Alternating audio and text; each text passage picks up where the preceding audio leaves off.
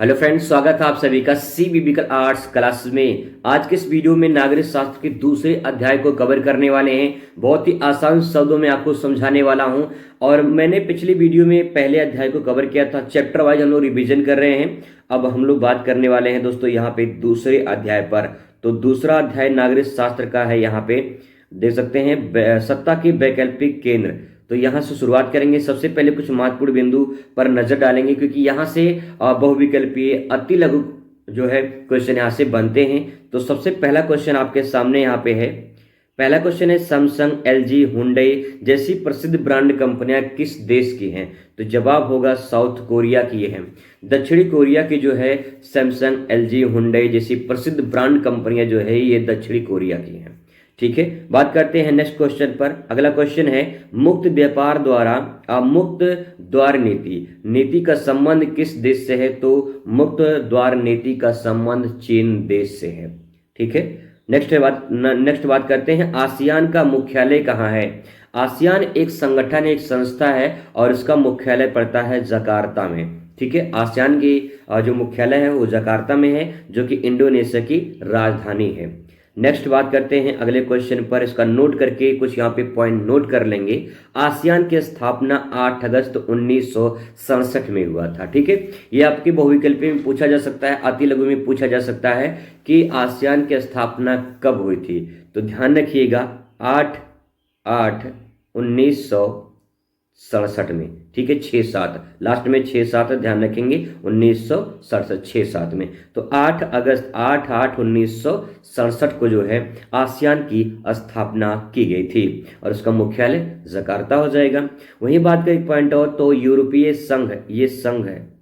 ठीक है, यहाँ पे ये संघ है। यूरोपीय संघ की स्थापना 1992 में की गई थी, ये भी ध्यान रखेंगे। ठीक है, बात करते हैं उत्तरी कोरिया और दक्षिणी कोरिया का विभाजन रेखा क्या है? तो 38 डिग्री समांतर रेखा जो है ये उत्तरी कोरिया और दक्षिणी कोरिया का विभाजन है। नेक्स्ट, नाटो की स्थापना कब की गई थी? तो नाटो भी एक आसियान की तरह संगठन है और इसकी स्थापना 1949 में की गई थी। थोड़ा सा दिमाग लगाएंगे और समझने की कोशिश करेंगे। महसूस करें कि 1 आइन, ठीक है, 1 आइन यानी 19 और 49। ठीक है, 1 आइन और 49। तो ईटा लेके 49 आप इस तरह से याद कर लीजिए, याद हो जाएगा। ठीक है, कि 1 आइन और ईटा लेके 49, तो यहाँ पे हो जाएगा 1949, 1949 नाटो की स्थापना हुई थी। नेक्स्ट है, इसकी जो राजधानी है वो ब्रुसेल्स में है। नाटो का जो मुख्यालय है वो मुख्यालय जो है ब्रुसेल्स में है, जो कि बेल्जियम की राजधानी है। जो ब्रुसेल्स है ये बेल्जियम की राजधानी है। ठीक है, बेल्जियम यूरोप महाद्वीप में पड़ता है और ये बेल्जियम की राजधानी है, जो कि इसका मुख्यालय है। ठीक है, नेक्स्ट बात करते हैं, नाटो की स्थापना के समय संस्थापक देशों में कुल कितनी संख्या थी? तो 12 थे। यानी जब नाटो की स्थापना की गई थी तो उस टाइम पे कितनी देशों की संख्या थी? जवाब होगा 1 दर्जन। 1 दर्जन ध्यान रखेंगे, 12। ठीक है, नेक्स्ट है अगला क्वेश्चन है, Sony, Panasonic, Suzuki, Honda, Toyota, Canon आदि किस देश की प्रसिद्ध कंपनियां हैं? जवाब होगा जापानी देश की। ठीक है, नहीं, जापान की Sony, Panasonic, Suzuki, Honda, Toyota, Canon आदि जो ब्रांड कंपनियां, ये भैया आपका जापान की कंपनी है। देखिए, पेपर में आया तो बहुत अच्छी बात है, नहीं आया तो कम से कम जानकारी होना चाहिए कि कौन सी कंपनी किस देश की है, पूछा जा सकता है। ठीक है, नेक्स्ट आइए क्वेश्चन में बात करते हैं। यहाँ पे बाल्टिक 2 गणराज्यों के नाम बताइए। बाल्टिक देशों में 2 गणराज्यों का नाम पूछा है। तो देखिए, बाल्टिक एक सागर है यूरोप महाद्वीप में, और यहाँ पे 2 देशों का नाम पूछा है। तो लाटविया हो जाएगा, ये लोटविया लिखा गया है, ये लाटविया है। Lithuania, Estonia. ठीक है, लाटविया, लिथुआनिया, एस्टोनिया, ये 3 देश हैं। और भी देश हैं, इसमें 2 पूछा गया है, तीनों में से 2 आप लिख सकते हैं। लाटविया, लिथुआनिया और एस्टोनिया, ये 3 देश हैं जिसको आप जो है आसानी से याद कर सकते हैं। लाटविया है, लाटविया, लिथुआनिया और एस्टोनिया है। नेक्स्ट आइए बात करते हैं आसियान के बारे में डिटेल में, क्योंकि आसियान के बारे में पूछा जा सकता है। आसियान क्या है? आसियान का उद्देश्य बताइए, आसियान की क्या भूमिका है, आसियान का महत्व बताइए, आसियान की विशेषताएं बताइए। कोई भी क्वेश्चन अगर पूछेगा तो आप इस आंसर को प्रेजेंट कर सकते हैं। सबसे पहले इसका पूरा नाम देखते हैं आसियान का। तो देखिए यहाँ पे जो ए से है इसका मतलब एशिया हो जाएगा, यस से हो जाएगा साउथ, और ई से हो जाएगा ईस्ट, और यहाँ पे दूसरे ए से एसोसिएशन हो जाएगा, और यन से हो जाएगा नेशन। ठीक है, Asia South East association of nation, इन इसको हिंदी में बोलते हैं दक्षिणी पूर्वी एशियाई राष्ट्रों का संगठन। दक्षिणी पूर्वी एशियाई राष्ट्रों का संगठन है। दक्षिणी पूर्वी एशियाई का मतलब है आपके सामने यहाँ पे कुल देश दिए गए हैं। ठीक है, इसको मैपिंग के माध्यम से समझ सकते हैं। यहाँ पे दोस्तों सबसे पहले बात करते हैं, देखिए ये जो है ये भारत का उत्तरी पूर्वी राज्य है। जैसे देख पा रहे होंगे कि यहाँ पे थोड़ा सा नक्शा मैंने बनाया है, तो भारत का ये उत्तरी पूर्वी राज्य है। इसके बाद म्यांमार का नंबर आता है। ठीक है, देखिए म्यांमार के बाद इसके बाद थाईलैंड का नंबर आता है, फिर कंबोडिया है, यहाँ पे लाओस है, ये वियतनाम है, और इसके बाद जो है नीचे आएंगे तो आपको यहाँ पे दिखाई देगा यहाँ पे सिंगापुर। ठीक है, सिंगापुर के बाद जो है यहाँ पे ये आपका मलेशिया हो जाएगा, और नेक्स्ट है ये इंडोनेशिया हो जाएगा, ये ब्रुनेई हो जाएगा, और यहाँ पे फिलीपींस है। कुल मिला के यहाँ पे 10 देश जो है आपको देखने को मिलेंगे। 10 देश हैं आसियान में। तो यहाँ पे आपसे पूछ सकता है, याद रखिएगा अगर आप मैपिंग कर दिए तो समझ जाइए कि आपको जो नंबर अगर 6 में पूछेगा तो 6 नंबर मिलेगा, 8 नंबर में पूछा है तो 8 में पूरा 8 नंबर मिल सकता है अगर आप मैपिंग कर देंगे। और मैपिंग तब आएगा आपको जब आप थोड़ा सा प्रैक्टिस कर पाएंगे। दक्षिणी पूर्वी एशियाई पूरा देशों का संगठन जो है 10 देश, इसमें मैपिंग करके उनके बारे में लिख दीजिए, कितने देश है ये लिख दीजिए। इसके बाद टॉपिक हम लोग का आ जाएगा कि आसियान का प्रमुख उद्देश्य क्या है। उद्देश्य में हम लोग ये स्थापित करेंगे कि कोई गुट कोई संस्था बनती है तो उसका उद्देश्य क्या होता है। मैं आपको एग्जाम्पल के माध्यम समझाने की कोशिश करूं। जैसे मान लीजिए आपके दोस्त हैं, ठीक है, 10 दोस्तों का ग्रुप है, तो आप अगर कोई समस्या परेशानी होती है तो एक दोस्त का दूसरा दोस्त मदद करता है कि नहीं करता है। देखो भाई, कुछ जो क्लोज दोस्त होते हैं वो मदद करते हैं, मैं सबकी गारंटी तो नहीं ले सकता, लेकिन कुछ क्लोज दोस्त ऐसे होते हैं जो आपकी मदद करते हैं, चाहे सुख हो चाहे दुख हो, आपके साथ खड़े होते हैं। तो वो जो गुट में जो लोग होते हैं वो आपके सुख दुख में साथ देते हैं। तो उनका उद्देश्य यही है कि भाई मेरा दोस्त है, इसकी मदद करनी है।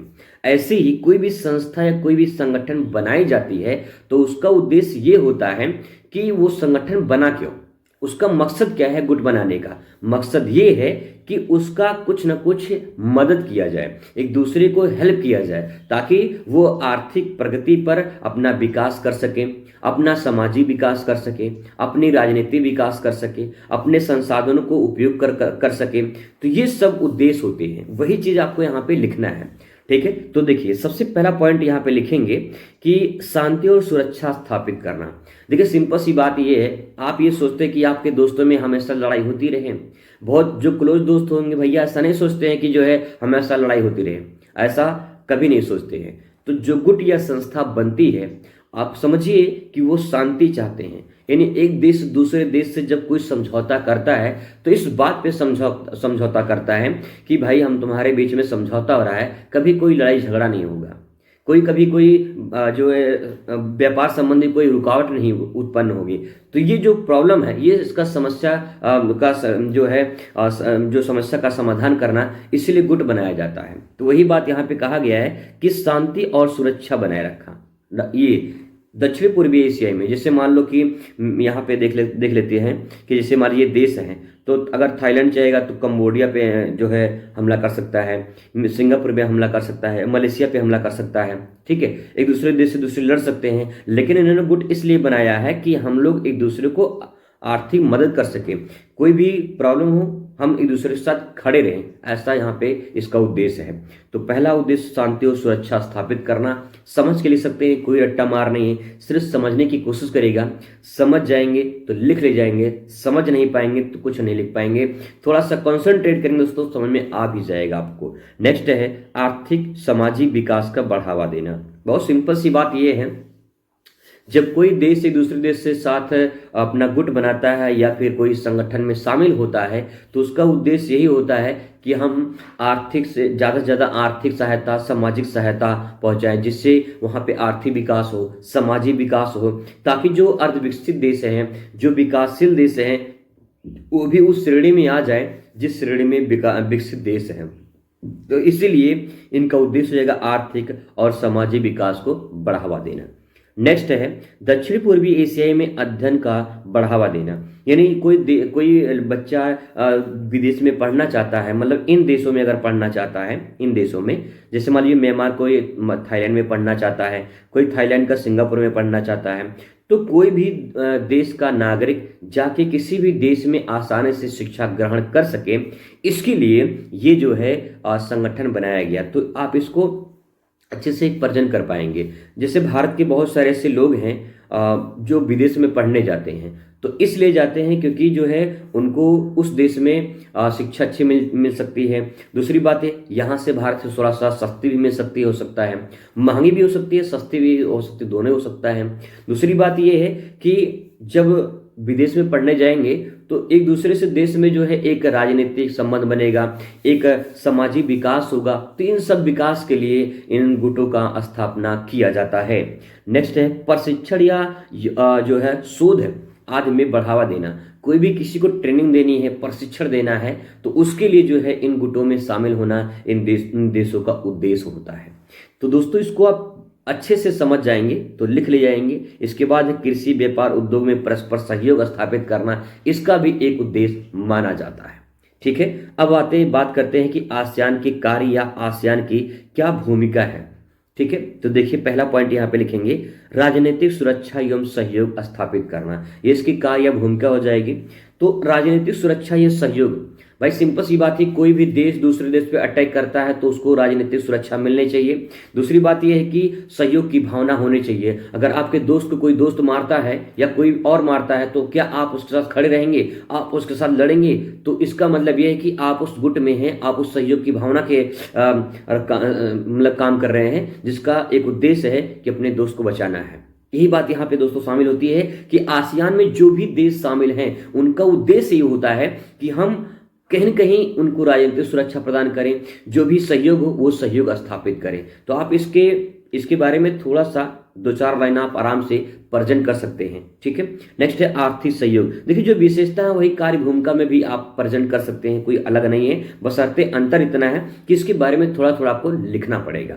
आर्थिक सहयोग, आर्थिक सहयोग का मतलब यह है कि जैसे मान लीजिए किसी आपके दोस्त की आर्थिक स्थिति कमजोर नहीं है, उसे कुछ पैसे की जरूरत है और वो समस्या उसके आ गई चुकी है, तो क्या आप पीछे हट जाएंगे या उसकी मदद करेंगे? अगर आपके पास होगा तो आप उसे मदद करेंगे। और अच्छा दोस्त वही होता है जो सुख दुख में साथ देता है। गुट में वही लोग शामिल होते हैं जो एक दूसरे की मदद करते हैं, जो सहयोग की भावना होती है इनमें।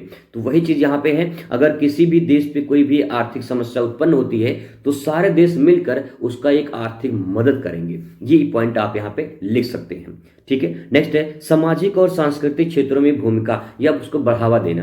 देखिए सिंपल सी बात है, समाज में और संस्कृति में जो समाज के लोग हैं, हर समाज में अपनी उनकी एक संस्कृति होती है, हर धर्म में अपनी उनकी संस्कृति होती है। उन संस्कृतियों को बढ़ावा देना, जैसे भारत में देखा जाए तो भारत में धर्मनिरपेक्ष है। धर्मनिरपेक्ष का मतलब है कि भारत के संविधान में किसी धर्म को सर्वश्रेष्ठ की मान्यता नहीं दी गई है। सभी धर्म संविधान की नजर में बराबर हैं और जो भी अपने धर्म को अपनाता है उसे प्रचार प्रसार करे, उसको अपनाए, उसको जो है जो भी करना हो अपने धर्म का प्रचार प्रसार कर सकते हैं, लेकिन किसी धर्म की बुराई नहीं करना है। वैसे यहाँ पे है, जैसे कोई भी धर्म की संस्कृति है उस क्षेत्र में उसकी बढ़ावा देना है। ऐसा नहीं कि उस धर्म के जो संस्कृति है उनको दबा देना, ऐसा नहीं है इस गुट का उद्देश्य ये है या इसका कार्य है कि जो भी आपके समाज है उस समाज में उनकी जो संस्कृति है उस संस्कृति को बढ़ावा देना है, ताकि उन संस्कृतियों को ऊपर उठाया जा सके, संस्कृति दबे ना। बात समझ में आ रही है? चलिए बात करते हैं पर्यावरण को मजबूत करना। बहुत सारी समस्याएं, सबसे बड़ी समस्या यह हमें देखने को मिलती है इन्वायरमेंट को लेकर। जो इन्वायरमेंट है, जो वातावरण, अगर यही दूषित हो जाएगा, इसका असर अन्य देशों पर भी पड़ेगा। गलती कोई एक करेगा, भुगतान सारे लोग करते हैं। जैसे आपकी क्लास में कभी कभी ऐसा होता है कि कोई छात्र गलती कर दिया, तो कभी कभी ऐसा हो जाता है कि एक छात्र के चक्कर में पूरा छात्र जो क्लास में होते हैं सारे लोग डांट खाते हैं, सारे लोग मार खा जाते हैं। तो इसका मतलब ये है कि आप जो काम कर रहे हो आप काम ऐसे करो कि दूसरे को कोई समस्या ना हो, दूसरे को कोई प्रॉब्लम ना हो, ऐसे काम करना चाहिए, ऐसा सोच होना चाहिए इंसान का। लेकिन यहाँ पे सोच अलग होती है इंसानों की। खैर दोस्तों, बात करते हैं यहाँ पर्यावरण में जो उनको मजबूत करना है, तो इन गुटों का जो उद्देश्य होता है या कार्य ये होता है कि हम कम से कम प्रदूषण फैलाएं और अधिक से अधिक इन्वायरमेंट को स्वच्छ बनाएं। ये इसका उद्देश्य होता है। आप इसमें अच्छे से प्रेजेंट कर सकते हैं। नेक्स्ट है राजनीतिक बढ़ावा। एक देश के दूसरे देश के मंत्री जो भी वहां पे नेता होते हैं, जब एक देश से दूसरे से नेता अपने देश को संपर्क बनाएंगे तो कहीं न कहीं राजनीतिक जो समझौता है, राजनीतिक स्थिति जो है वो मजबूत होगा। जैसे भारत में कोई देश के नेता आते हैं या देश के अपने देश के जैसे प्रधानमंत्री मोदी जी कहीं दूसरे देश में जाते हैं, तो उस देश में जाएंगे तो वहां पे राजनीतिक संबंध होगा और एक देश दूसरे देश को मदद करेगा। तो कहने का मतलब ये है कि राजनीतिक बढ़ावा भी मिलता है अगर इस गुट का जो है कार्य देखा जाए। तो सभी जो गुट बनाए जाते हैं उनका कार्य ही होता है कि राजनीतिक बढ़ावा हो, सामाजिक बढ़ावा हो, सांस्कृतिक बढ़ावा हो, आर्थिक मदद दिया जाए, इन्वायरमेंट को स्वच्छ बनाया जाए। ये सब पूरा उद्देश्य होता है और आप अच्छे से इसे प्रेजेंट कर सकते हैं दोस्तों। वही चीज देखिए यहाँ पे अच्छे से मैंने यहाँ पे एक्सप्लेन किया है, इसके बारे में आप यहाँ पे समझ सकते हैं। जैसे मैंने जो बताया वही चीज आप यहाँ पे लिख सकते हैं। एक पॉइंट नोट करके यहाँ पे नोट करके लिखा गया है, देखिए आसियान का सदस्य नहीं है, इसमें से एक आपका सहयोगी देश भारत है। मतलब भारत जो है वो आसियान का सदस्य नहीं है, सहयोगी देश है। ये बहुविकल्पी में पूछ सकता है, यहाँ पे ध्यान रखेंगे। इसीलिए देखिए यहाँ पे भारत के जो पूर्वी राज्य है ना, यहाँ पे देख सकते हैं भारत के जो पूर्वी राज्य है, ये वाला ये भारत का पूर्वी हिस्सा है। इसके बाद म्यांमार से शुरू होता है, ये पूरा भारत के पूर्वी राज्य के बाद जो देश है उनका नंबर आता है। तो भारत इसमें शामिल नहीं है, जबकि भारत एक सहयोगी देश के रूप में काम करता है आसियान में। एग्जाम्पल में पूछ सकता है, इसको ध्यान रखेंगे। ठीक है, अब आता है question, this is most important question दोस्तों। भारत और चीन के संबंध में प्रकाश डालिए। भारत और चीन का क्या संबंध है, इस पे आपको बताना है। तो आइए इसको भी डिटेल से समझने की कोशिश करेंगे। मैं दोस्तों थोड़ा सा आपको यहाँ पे एक बात और समझा दूं। अगर आपको पूरा का पूरा नंबर लेकर आना है, मतलब लॉन्ग क्वेश्चन है, 8 में 8 नंबर लेकर आना है और अच्छा परसेंटेज लेकर आना है, तो ध्यान रखिएगा जिंदगी में दोस्तों, आप अपने आंसर को जब प्रेजेंट करिएगा ना तो थोड़ा हट के, थोड़ा अलग होकर प्रेजेंट करिएगा। किताबी भाषा आप रट कर जाएंगे ना, आपको कोई फायदा नहीं मिलेगा। आप समझ कर जाइए, चीजों को समझने की कोशिश करिए, समझ जाएंगे तो आप अपने आप से 2 शब्द बढ़ाकर लिख सकते हैं। और ध्यान रखिएगा कि अगर आप अपने ब्रेन से, अपने दिमाग से कुछ ना कुछ प्रेजेंट करेंगे तो कुछ ना कुछ मिलेगा। जब पढ़े रहेंगे तो कुछ ना कुछ आप अच्छे से प्रेजेंट करेंगे और कुछ ना कुछ मिल जाएगा, कुछ ना कुछ, बहुत कुछ मिल जाएगा भाई। समझने की कोशिश करिएगा, ठीक है। तो उत्तर को मैंने देखिए मैपिंग के माध्यम से पहले आपको समझाने की कोशिश किया है, तो पहले इसको समझ लेते हैं। देखिए अगर बात करें दोस्तों यहाँ पे, तो भारत और चीन का संबंध बताया गया है। आप जानते हैं भारत का पड़ोसी देश चीन है, और आप सभी जानते हैं कि चाइना का कितना सामान भारत में आता है और चाइना कितना ताकतवर है, आप ये भी जानते हैं। ये भी जानते होंगे कि चाइना कैसे भारत पर हमेशा जो है खुरापात हरकत करता रहता है, पाकिस्तान की तरह। तो यहाँ पे देखिए 1962 की बात है दोस्तों, 1962 की बात है जब चाइना ने भारत पर अटैक किया था। ठीक है, इस टाइम पे भारत की हार हुई थी, चाइना जीत गया था। और यहाँ पे आप देख पा रहे हैं, मैं थोड़ा सा और इसको और जूम करूँ ताकि जो है आपको स्पष्ट दिखाई दे। आप यहाँ पे देख पा रहे होंगे ये जो अक्साई चीन है ना, ये अक्साई चीन, ये 1962 में चाइना ने कब्जा कर लिया था जब भारत और चीन का युद्ध हुआ था। और ये जो क्षेत्र है यहाँ से इतना हिस्सा जो है ये अक्साई चीन के अंतर्गत आता है, क्योंकि चाइना ने इस पर कब्जा कर लिया है। ठीक है, भारत और चीन के बीच में जो रेखा है उसको बोलते हैं मैक-मोहन रेखा। महसूस करिए कि आपका नाम मोहन है और आप जो है आप किसी मैक में बोल रहे हैं। ठीक है, आप महसूस करिए, याद करने का ट्रिक बता रहा हूं दोस्तों। आप महसूस करिए कि आपका दोस्त का नाम मोहन है या आपका नाम मोहन है और आप मैक में बोल रहे हैं। ठीक है, मैक में बोल रहे हैं, इतना तेज बोल रहे हैं कि चीन तक आवाज सुनाई दे रहा है। महसूस करिए, केवल बस फीलिंग करना है। तो मैक मोहन रेखा, भारत और चीन के बीच में कौन सी रेखा है? जवाब होगा मैक मोहन रेखा। ठीक है, ये तो दूसरा पॉइंट हो गया आपका, ये दूसरा पॉइंट हो गया। पहला पॉइंट हो गया भारत और चीन का युद्ध कब हुआ था? 1962 में हुआ था। तीसरा पॉइंट दोस्तों यहाँ पे देखिए, एक 2020 में जो है एक जो है यहाँ पे गलवान घाटी है, यहाँ पे भी हिंसक झड़प हुआ था 2020 में, 2020 में, तो ये भी ध्यान रखेंगे। और यहाँ पे देखिए जब अक्साई चीन है ना, तो इसके बीच में यहाँ पे एक रेखा है जिसको LAC लाइन बोलते हैं। और जो LAC लाइन है, ये LAC लाइन, इसको बोलते हैं लाइन ऑफ एक्चुअल कंट्रोल, यानी वास्तविक रेखा नियंत्रण। जो ये मैकमोहन रेखा है, ये भारत और चीन के बीच में मैकमोहन रेखा है, लेकिन जो ये कब्जे वाला क्षेत्र है ना, यहाँ पे ये वाला क्षेत्र, ये LAC लाइन है और इसी को बोलते हैं वास्तविक रेखा नियंत्रण। ठीक है, चलिए ये तो बात होगी मैपिंग की। अब बात करते हैं यहाँ से पॉइंट की। तो देखिए भारत और चीन का युद्ध 1962 में हुआ था, जो भी मैंने आपको बताया था। नेक्स्ट है भारत और चीन के बीच जो रेखा खींची गई है वो 1914 में खींची गई थी। एक समझौता हुआ था जिसे बोलते हैं शिमला समझौता। और इस समझौता के बाद जो है यहाँ पे मैकमोहन, एक अंग्रेज अधिकारी था मैकमोहन, और उसी के द्वारा जो है ये लाइन खींची गई थी मैकमोहन के द्वारा। ठीक है, इसलिए उसका नाम पड़ गया है। अब बात करते हैं कि भारत और चीन का संबंध कैसा है। तो सबसे पहले यहाँ पे देखिए सीमा विवाद को लेकर यहाँ पे हमेशा विवाद होते रहते हैं। जैसे देखिए चीन कुछ हिस्से ऐसे हैं जो भारत के जो मानचित्र में अपने दिखाता है, जिसमें लद्दाख के कुछ हिस्से और अरुणाचल प्रदेश के कुछ हिस्से को दिखाया गया है। चीन कहता है कि अरुणाचल प्रदेश का कुछ हिस्सा मेरा है, लद्दाख कुछ हिस्सा मेरा है। ये अपना वो हस्तक्षेप इस पे करता है। इसके लिए जो है 1962 में भारत और चीन के बीच युद्ध भी हुआ था, जिससे लद्दाख के कुछ हिस्सों पर कब्जा भी कर लिया था, जिसे अक्साई चीन रखा गया है। मैपिंग मैंने आपको बता दिया है।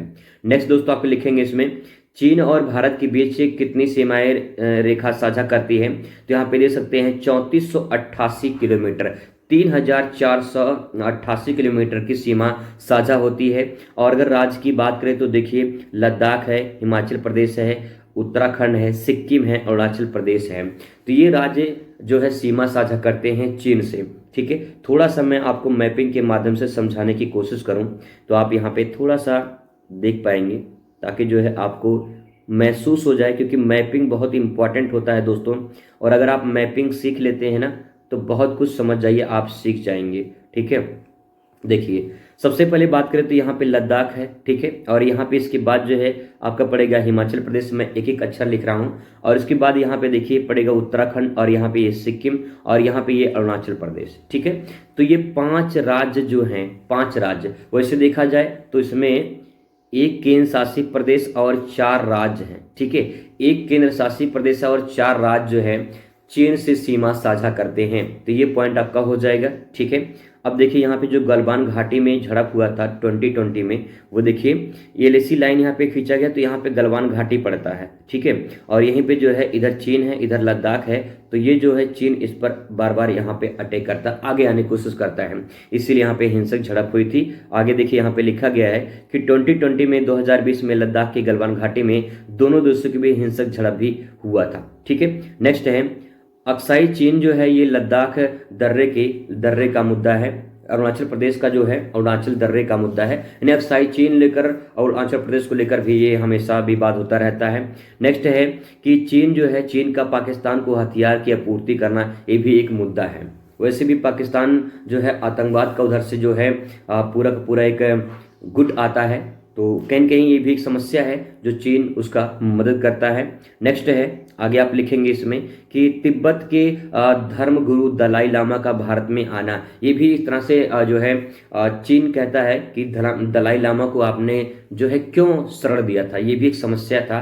तो इस तरह से तिब्बत पर कब्जा है चीन का। ठीक है, हिंद महासागर में घुसपैठ करना चीन का, ये भी एक तरह से समस्या है। नेक्स्ट है अंडमान निकोबार में घुसपैठ करना, तो ये भी एक तरह से समस्या है। तो ये पूरी जो प्रॉब्लम है ये सीमा विवाद को लेकर हमेशा होता रहता है, तो आप इसमें लिख सकते हैं पॉइंट बना के। ठीक है, नेक्स्ट इसमें अब कैसे इसमें लिखेंगे भारत और चीन मतभेद दूर करने के सुझाव दीजिए। क्या क्या सुझाव आप दे सकते हैं। तो देखिए कि भाई लड़ाई झगड़ा ना हो, उसके लिए कोई जो मतभेद हो रहे हैं बीच बीच में, वो बैठ कर एक बार उसका मतभेद को दूर कर लिया जाए। तो देखिए पहला पॉइंट इसमें लिखेंगे व्यापारिक संबंध का अच्छा होना। व्यापारिक संबंध जब अच्छा होगा तो हो सकता है कि कुछ जो मतभेद है वो दूर हो जाए और एक अच्छा रिश्ता बने, भाई हिंदी चीनी भाई भाई हो जाए। ठीक है, नेक्स्ट है आतंकवाद पर संयुक्त दबाव किया जाए। जो आतंकवाद है वो सबसे बड़ी समस्या है और इस पर संयुक्त दबाव मतलब मिलकर काम करना चाहिए ताकि आतंकवाद को हम जड़ से खत्म कर सके। तो इसमें चीन को भी मदद करना चाहिए, लेकिन ये समस्या होती है कि मदद नहीं मिल पाती है।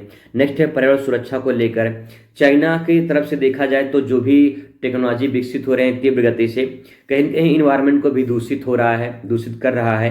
तो सबको सोचने की जरूरत है कि इन्वायरमेंट दूषित हो जाएगा तो बहुत बड़ा खतरा उत्पन्न हो जाएगा सभी देशों के लिए। तो इन्वायरमेंट पे, प्रकृति पर जो है कहीं न कहीं जो सुरक्षा है उसको प्रदान करना है। नेक्स्ट राजनीतिक बढ़ावा। देखिए एक बात ध्यान रखेंगे, जो भी आसियान के आप पॉइंट है इसमें भी थोड़ा मोड़ा पॉइंट आप लिख सकते हैं, क्योंकि एक दूसरे से जो संबंध होता है देशों में, ये चीज आप इसमें प्रेजेंट कर सकते हैं। मैत्रीपूर्ण मित्रता का व्यवहार का संबंध होना चाहिए। एक देश के नेता दूसरे देश के नेता जब मित्रता का व्यवहार करेंगे तो हो सकता है कि एक मैत्रीपूर्ण संबंध बन सके। तो ये जो सुझाव है यहाँ पे दिए गए हैं, इस प्रकार से यहाँ पे आप लिख सकते हैं। नेक्स्ट दोस्तों आपके सामने क्वेश्चन है, यूरोपीय संघ पर संक्षिप्त टिप्पणी लिखिए। तो जो यूरोपीय संघ है इस पर संक्षिप्त टिप्पणी लिखना है, अथवा करके पूछ सकता है यूरोपीय संघ की सफलता के लिए उत्तरदायी कारणों का उल्लेख कीजिए। कौन कौन से उत्तरदायी कारण थे उनके बारे में यहाँ पे समझना है। तो देखिए क्वेश्चन है, इसको समझने की कोशिश करिएगा। 1990 की बात है दोस्तों। 1990 के दशक में दो ध्रुवीय व्यवस्था का समाप्त होने के बाद एक ध्रुवीय व्यवस्था शुरू हुई और यूरोपीय संघ का उदय यूरोप के एकीकरण के सफल रहा।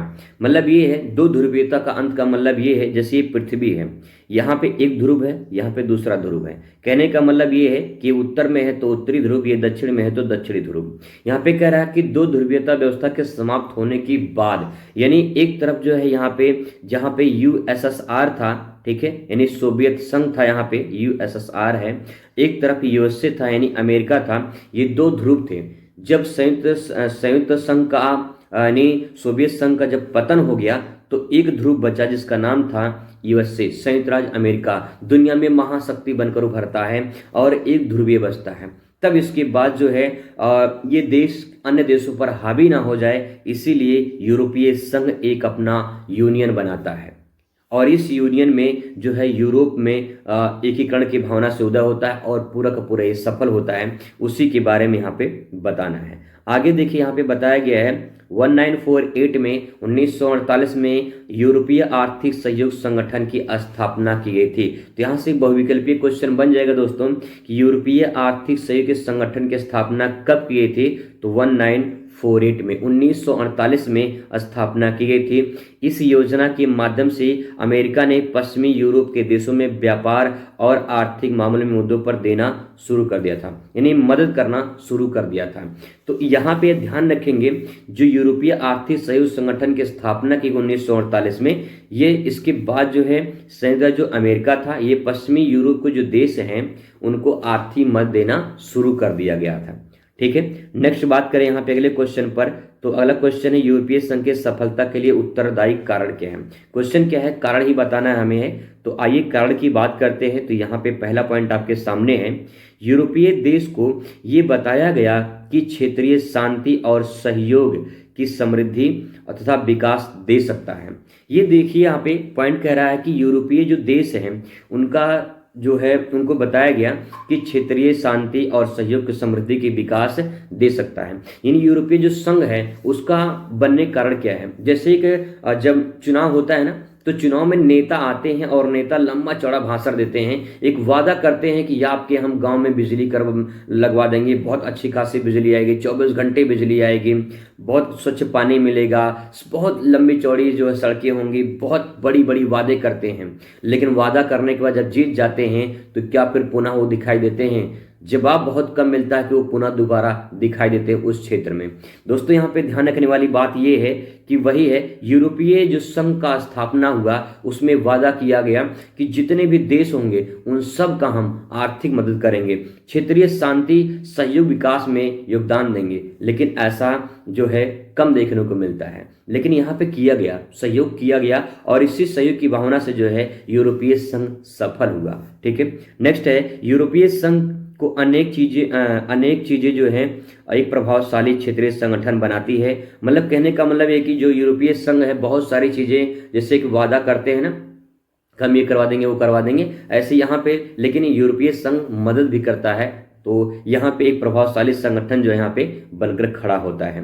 नेक्स्ट इसमें तीसरा पॉइंट आप लिख पाएंगे। इसमें तीसरा पॉइंट है, एक ध्रुवीय व्यवस्था में यदि अमेरिका का वर्चस्व रहा तो उसके द्वारा देखना चाहते हैं कि वे उन्हें यूरोपीय संघ में अपने हेतु कुर्बानी देकर यूरोप को अच्छा करना चाहिए। कहने का मतलब यह है कि अगर अमेरिका एक जो है महाशक्ति बनकर रहेगा तो वो अन्य देशों को मदद करेगा। कैसे करेगा? इसके लिए हमें उस यूनियन में शामिल होना पड़ेगा। तो यहाँ पे जो यूरोपीय संघ है वो यूरोप के देश शामिल होंगे ताकि जो है कोई अन्य देश उस पर अटैक ना कर सके और आर्थिक जो है जो समझौता है या आर्थिक मदद जो है वो मिलता रहे। ठीक है, नोट पॉइंट में जो लिखा गया है ये इंपॉर्टेंट है, नोट में थोड़ा देख लीजिए। यूरोपीय संगठन एक अंतर्राष्ट्रीय संगठन है। यूरोपीय जो संगठन है वो एक अंतर्राष्ट्रीय संगठन है जिसमें यूरोपीय समुदायों को आर्थिक, राजनीतिक, सामाजिक और भौगोलिक रूप से जो है बांधना, उनको ये उद्देश्य बनाया गया है। कहने का मतलब ये है कि यूरोपीय संगठन में कोई भी देश शामिल होगा यूरोप का तो उसमें आर्थिक मदद किया जाएगा, राजनीतिक सहायता मिलेगी, सामाजिक मदद मिलेगा, भौगोलिक रूप से जो है सुरक्षा प्रदान की जाएगी। ये सबको एक गुट में बांधने के लिए यूरोपीय संगठन की स्थापना की गई। इसके बाद दोस्तों तैयार होता है, इसे अधिराष्ट्रीय संगठन भी कहा जाता है, जिसका अर्थ है एक ऐसा संगठन जिसमें बहुत से राष्ट्रीय शक्ति या गुट शामिल होते हैं। तो यहाँ पे जब कई राष्ट्र, कई संगठन, गुट शामिल हो जाएं तो उसे अधिराष्ट्रीय संगठन के नाम से भी जाना जाता है। पॉइंट नोट वाला ध्यान रखेंगे। नेक्स्ट दोस्तों आपके सामने है, छोटे क्वेश्चन है, खुले द्वार की नीति कब अपनाई गई? तो खुले द्वार की नीति चीन के द्वारा 1978 में अपनाई गई थी। ठीक है, नेक्स्ट बात करते हैं यूरोपीय संघ, यूरोपीय आर्थिक संगठन की स्थापना कब की गई? तो यूरोपीय आर्थिक संगठन की स्थापना पूछा है 1957 में की गई थी। और लास्ट क्वेश्चन आपके सामने है, यूरो क्या है? यह कब प्रचलन में आया था? तो यूरो यूरोपीय संघ की मुद्रा है। ठीक है, यूरोपीय संघ की जो है मुद्रा है और 1999 में ये प्रचलन में आई थी। तो दोस्तों ये कुछ इंपॉर्टेंट क्वेश्चन थे। इसके बाद लेसन नंबर 3 आएगा, 3 हम लोग अगली वीडियो में कवर करेंगे। तो ये इंपॉर्टेंट क्वेश्चन आप ध्यान रखिएगा। अगर इसका PDF चाहिए आपको तो टेलीग्राम पे मैं भेज दूंगा, टेलीग्राम से जो है आप उसे डाउनलोड कर सकते हैं, पूरा PDF चैप्टर वाइज आपको मिल जाएगा। चलिए मुलाकात करेंगे अगली वीडियो में, तब तक खुश रहिए, मस्त रहिए और जिंदगी में स्वस्थ रहिए। धन्यवाद।